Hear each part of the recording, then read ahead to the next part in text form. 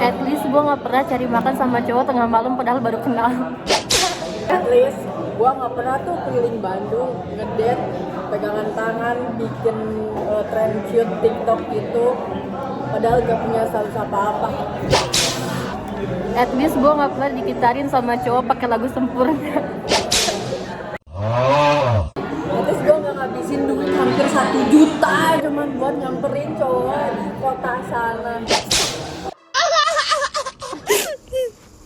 At least gue nggak pernah pelukan perpisahan sama cowok padahal baru kenal. At least gue nggak diemin berhari-hari pas lagi ada acara di kampusnya itu, padahal gue udah sepercaya itu sama si cowok gue. At least gue nggak pernah nangisin cowok Roblox.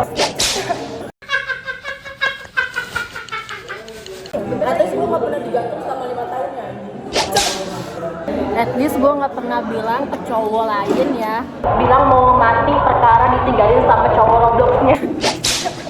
At least gue nggak pernah tuh nangisin HTS pas lagi ada acara pas Kibra gara-gara HTS ngomong sama mantan gebetannya. At least gue setiap deket sama cowok nggak pernah cowok Tangerang terus. Kenapa? At least gue tuh kalau udah sakit hati langsung cut off orangnya ya, apalagi belum ada hubungan, gak dilanjutin, gak kayak gak apa-apa kok, gue tahu dia bakal berubah, padahal ya toxic banget anjing. At least gue tiap suka sama cowok nggak pernah cowok Batak terus.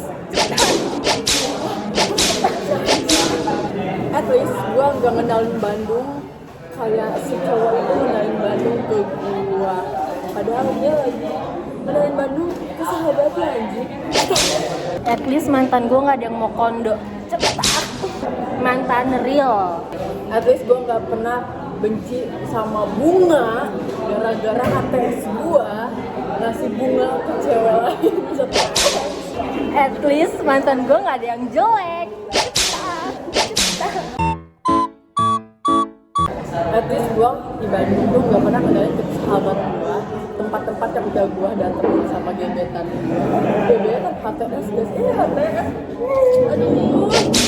At least duit gajian gue nggak habis buat cowok mau kondo. Cepat.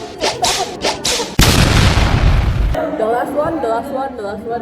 At least gue gak pernah pulang dari Bandung dengan mata bengkak banget gara-gara nangis abis ditok sama HTS.